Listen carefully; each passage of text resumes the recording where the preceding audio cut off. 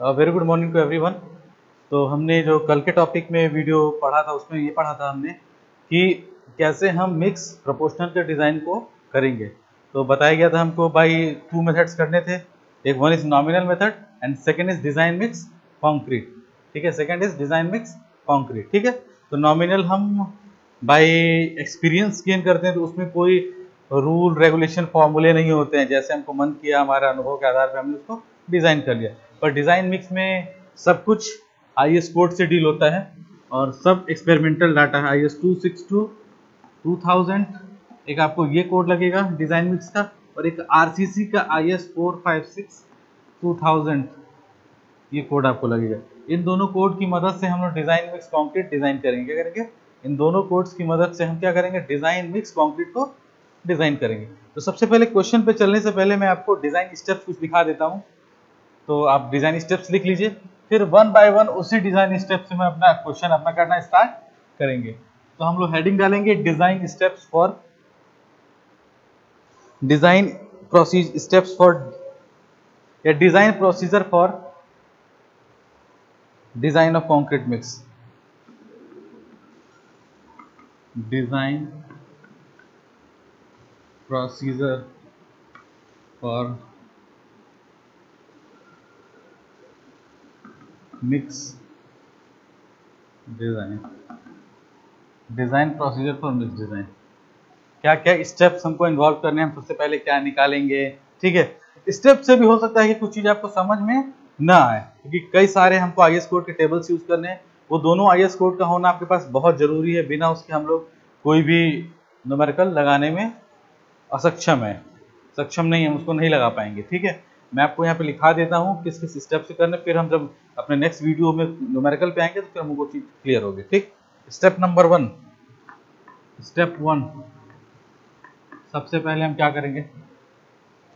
सबसे पहले करेंगे हम कैलकुलेट टारगेट मेन स्ट्रेंथ। ठीक है, कैलकुलेट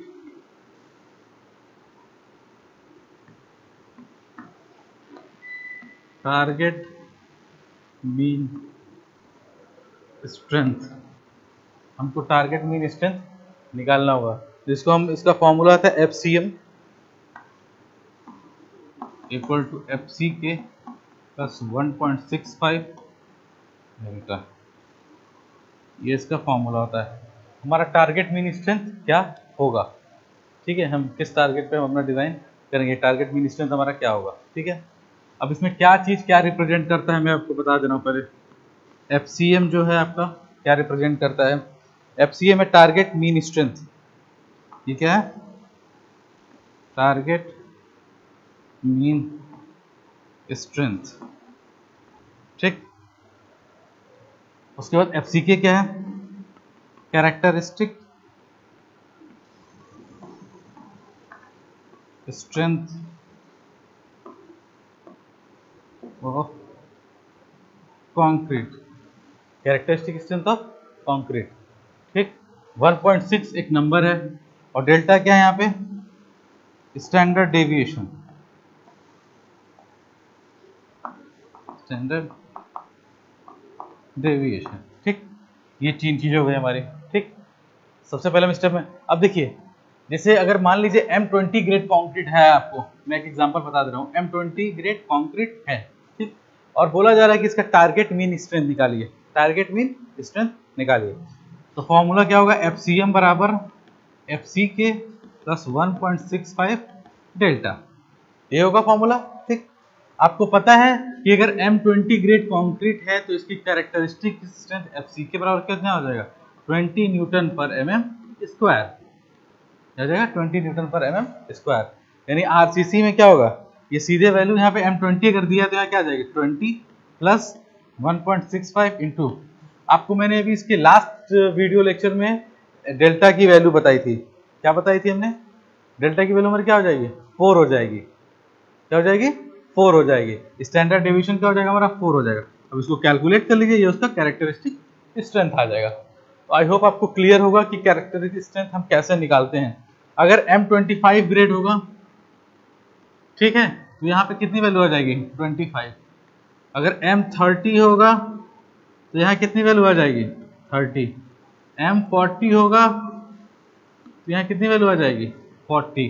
ठीक, जो नंबर लिखा होता है वही उसकी कैरेक्टरिस्टिक स्ट्रेंथ होती है। क्लियर, जो नंबर लिखा हुआ M25 लिखा हुआ नंबर क्या है 25, तो वही उसकी क्या है कैरेक्टरिस्टिक स्ट्रेंथ है।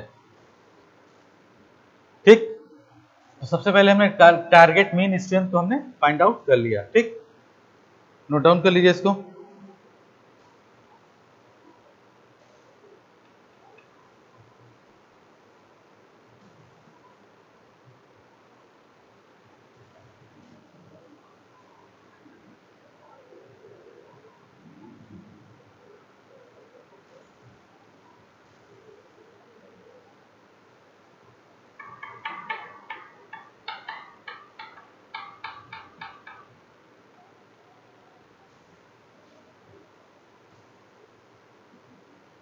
आई होप आपने नोट डाउन कर लिया होगा।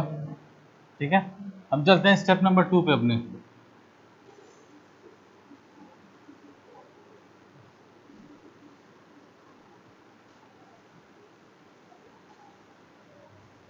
स्टेप नंबर 2, स्टेप नंबर 2 में बेसिकली हमको क्या करना होता है, वाटर सीमेंट रेशियो कैलकुलेट करना होता है। तो उसके लिए एक टेबल दिया हुआ है। ठीक है, second number, determine the water cement ratio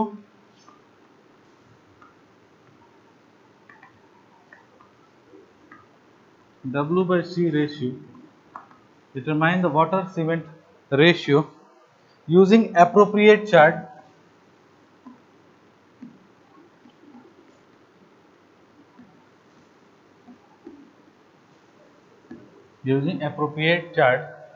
from IS 10262 2009। ठीक है, IS कोड से हम करेंगे from chart IS to the ratio should not exceed the given value, the ratio should not exceed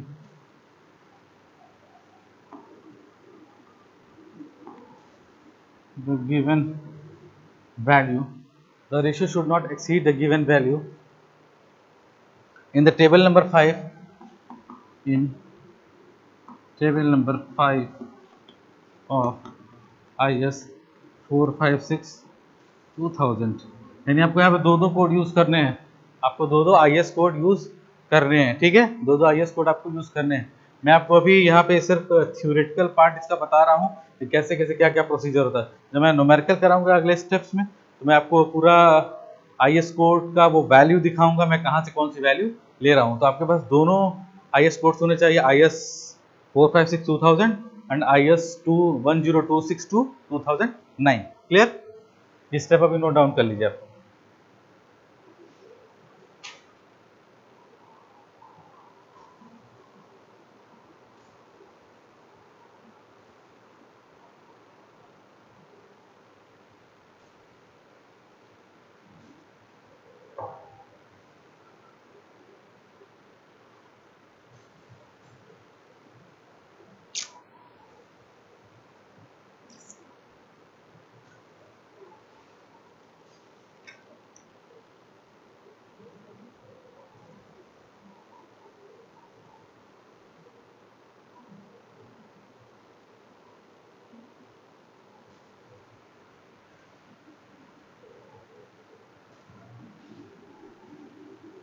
I hope आप जल्दी जल्दी नोट डाउन करिए इसको।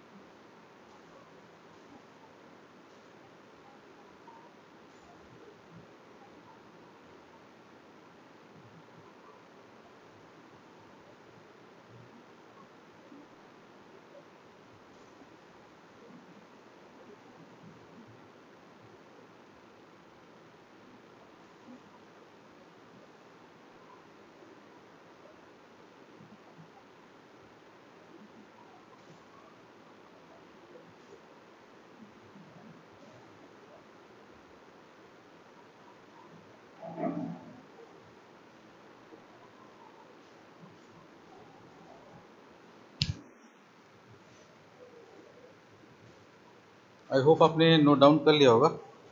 चढ़ते हैं अब अगले स्टेप की तरफ, अपने स्टेप नंबर 3। ठीक, step number 3।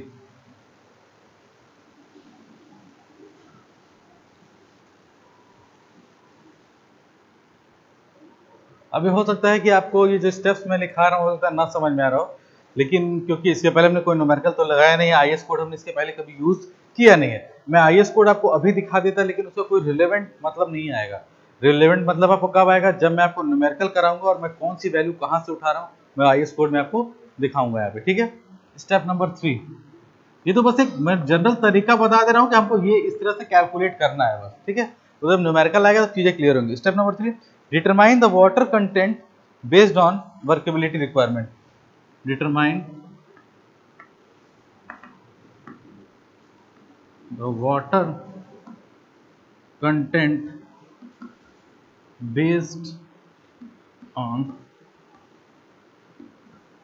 workability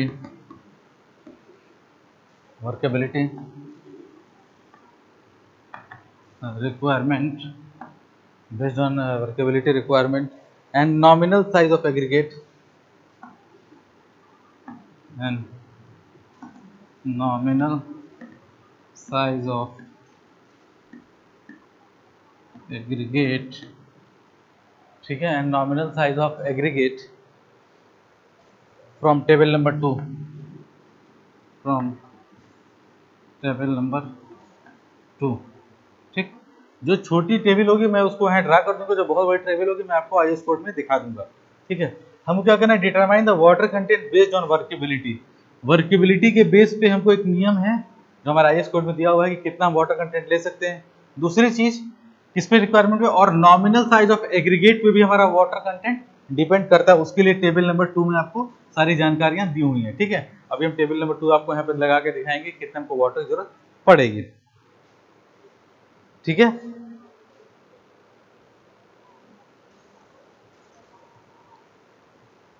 and select the ratio of fine aggregate to coarse aggregate by mass. And select, इसके बाद क्या करना है हमको, एंड सेलेक्ट, जैसे एक ही साथ में कई चीजों को बता दे रहा हूं। And select the ratio of fine aggregate and select the ratio of fine aggregate to coarse aggregate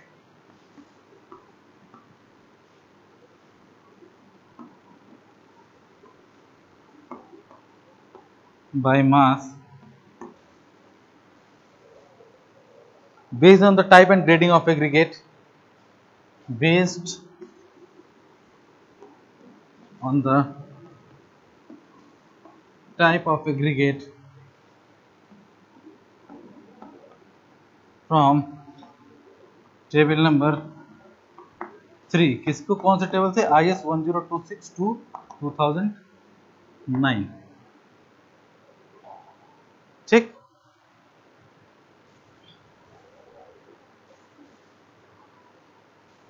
ये सिर्फ स्टेप्स आप पढ़े रहिए, बाकी जब न्यूमेरिकल करेंगे हम लोग तो सब चीजें ऑटोमेटिक क्लियर होती जाएंगी। क्योंकि इसके पहले आपने कभी आईएस कोड यूज नहीं किया तो आपको शायद अभी थोड़ा टफ लग रहा होगा कि अरे सर क्या बता रहे हैं, समझ में कुछ नहीं आ रहा है।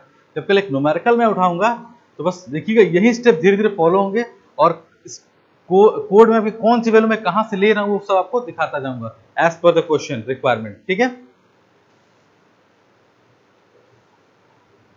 ये जब यहां तक हम आ जाएंगे तो फिर select the ratio of fine aggregate to coarse aggregate by mass based on the type of aggregate from table number 3। यानी आईएस कोड का हमको टेबल नंबर 3 भी यूज करना है और टेबल नंबर 2 भी यूज करना है। ठीक है, मैं टेबल नंबर 2 आपको बना दे रहा हूँ, छोटा सा है वो देख लीजिएगा, मैं आपको समझा भी दूंगा यहाँ पे टेबल नंबर 2 क्या है। अब इसको पहले नोट डाउन कर लीजिए।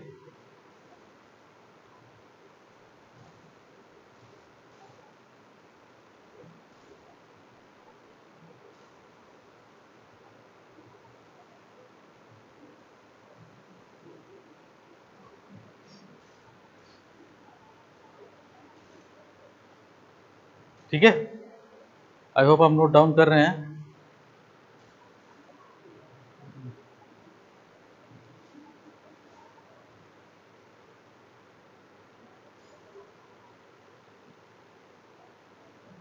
चलिए नोट हो गया।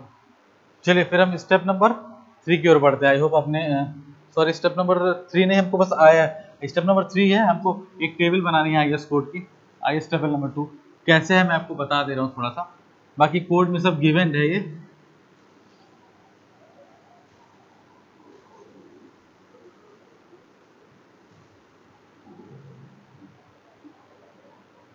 कोड में आपको ये गिवन है।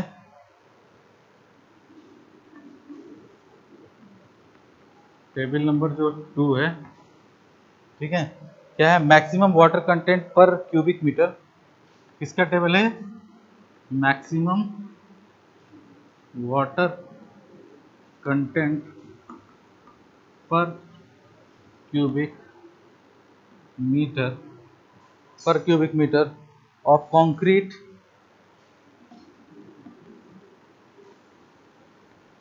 For nominal maximum size of aggregate from nominal maximum size of aggregate। Aggregate के हिसाब से हमको पानी कितना लगेगा, मैक्सिमम वाटर कंटेंट पर मीटर क्यूब में कंक्रीट के, किसके हिसाब से, मैक्सिमम साइज ऑफ एग्रीगेट के हिसाब से कितना पानी हमको लगेगा, वो हम एक टेबल में है। तो टेबल में आपका है, टेबल आप बना सकते हैं, सीरियल नंबर पहले चीज है, ठीक। दूसरा है आपका nominal maximum size of aggregate, nominal maximum size of aggregate किस में है, mm में दिया हुआ है, ठीक है। और जो तीसरा है वो मैक्सिमम वाटर कंटेंट,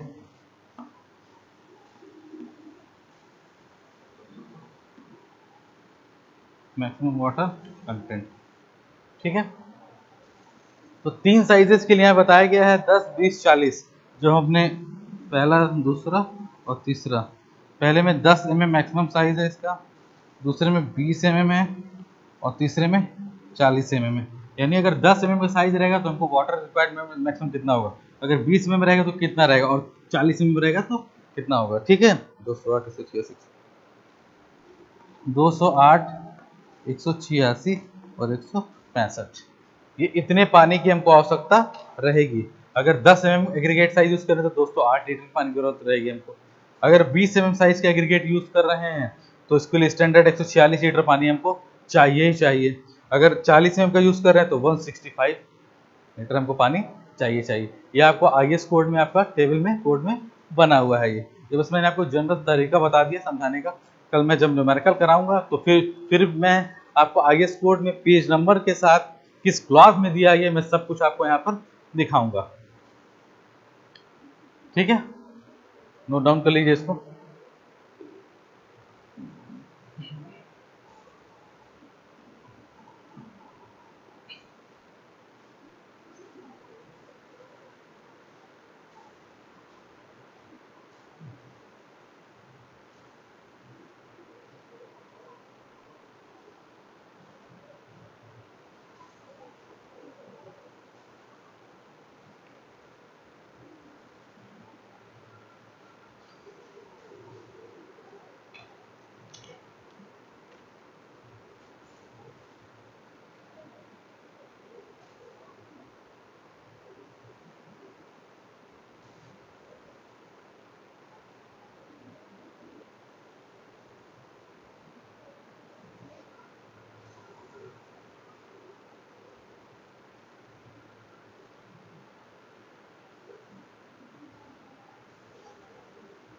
ठीक है, चलिए हम स्टेप नंबर 4 की तरफ बढ़ रहे हैं।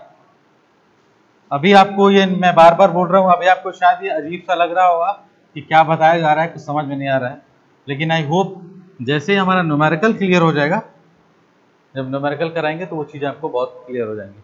Step number 4,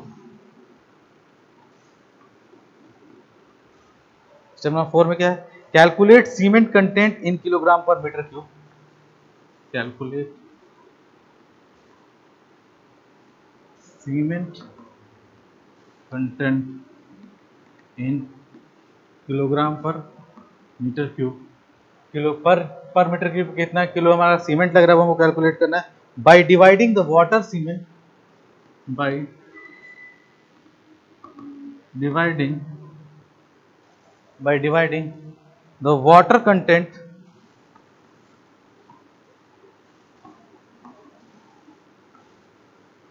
with water cement ratio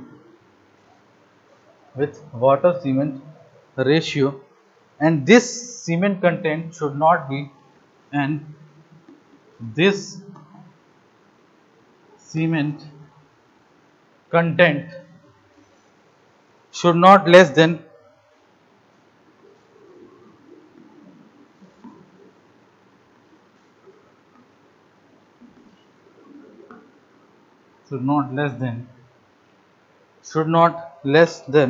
cement content specified in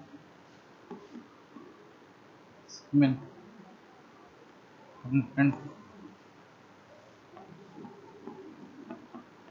specified in IS code table number 5 IS code table number 5। ठीक, अब इसको समझने की कोशिश करिए।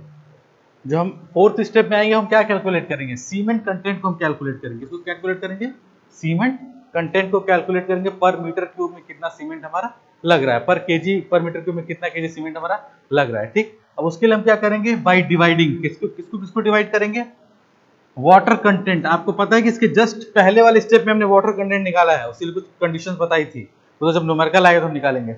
और उसके जस्ट पहले वाले में हमने वाटर सीमेंट रेशियो डिसाइड किया था, याद आ रहा होगा, आप पन्ना पलट के देख लीजिए। ठीक है, तो जब वाटर कंटेंट को इससे जब डिवाइड करेंगे तो हमारा क्या निकल जाएगा, cement content kilogram per metre cube. But उसके साथ एक और कंडीशन लग गई, एंड दिस सीमेंट, जो ये वैल्यू आएगी, and this cement content should not less than, किससे लेस देन नहीं होना चाहिए, जो आईएस कोड में कुछ स्पेसिफाइड किया गया है टेबल नंबर 5 में कि सीमेंट कंटेंट इससे कम नहीं होना चाहिए और इससे ज्यादा नहीं आना चाहिए। यानी आपको स्टेप स्टेप पे चेक लगाना है, चेक करना है कि हम कहीं ज्यादा आपको सबसे अच्छी बात इसमें ये है कि ये पता चल जाएगा कि आप न्यूमेरिकल सही कर रहे हैं कि गलत कर रहे हैं। क्यों, क्योंकि आईएस कोड का एक चेक है कि मैक्सिमम इससे ज्यादा नहीं होना चाहिए। अगर इससे ज्यादा आ रहा तो अपनी आप कैलकुलेशन को चेक करिए गलत करिए, इससे कम नहीं आना चाहिए तो आप उसको कैलकुलेशन को अपने चेक कर लीजिए, तो आपको क्लियर हो जाएगा। ठीक है, नोट डाउन कर लीजिए इसको।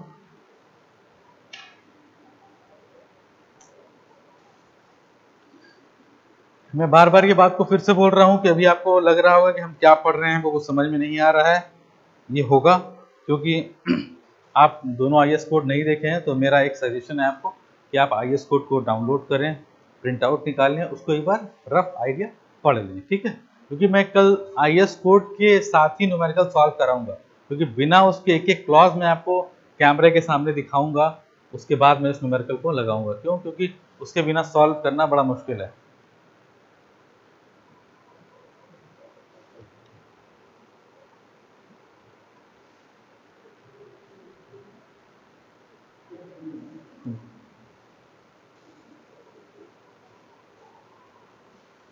ठीक, अब हमको स्टेप नंबर 5 और स्टेप नंबर 6 दो ही चीज बची हुई हैं, उसके बाद फिर हमारा ये डिज़ाइन प्रोसीजर खत्म हो जाएगा। है स्टेप में ये 6 ही में इसको डिवाइड किया मैंने, लेकिन वो चीज़ें अपने आप आपको धीरे धीरे सॉल्व करते जाएंगे, आपको चीज़ें आती जाएंगी। ठीक है,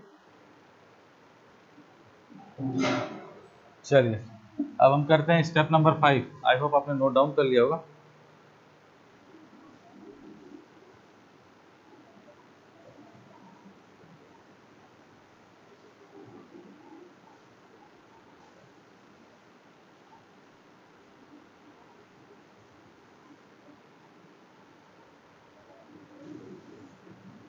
step number 5, determine the volume of coarse aggregate and find aggregate. इसके बाद हम क्या कर लेंगे, determine the volume of coarse aggregate and find aggregate. Determine the volume of coarse aggregate and find aggregate. ठीक है, इसके लिए कोई टेबल की जरूरत नहीं है, जो ऊपर कैलकुलेटेड डाटा है उसी से हम कैलकुलेट कर लेंगे। ठीक है, और जो हमारा लास्ट स्टेप है, determine the proportion of cement, sand, aggregate and water. और जो हमारा फाइनल स्टेप, इसकी वजह हम ये कैलकुलेट कर लेंगे। तो स्टेप 6 जो आएगा, determine the proportion of cement, sand and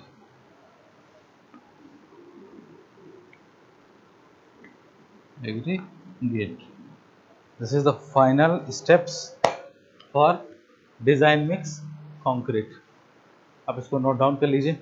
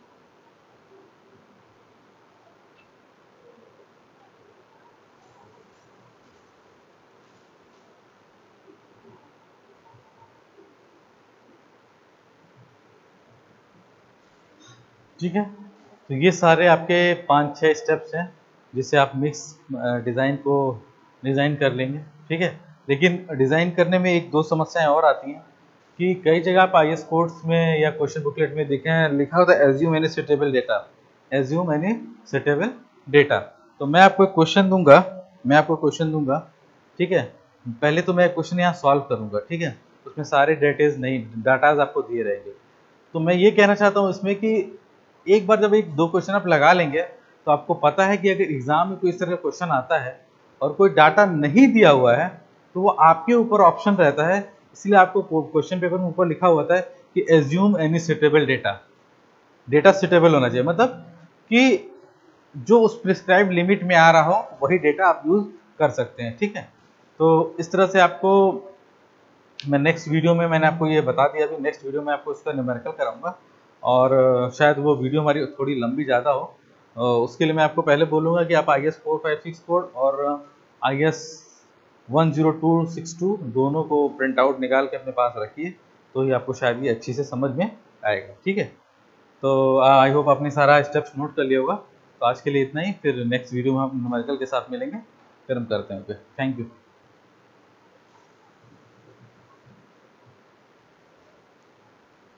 हाँ सब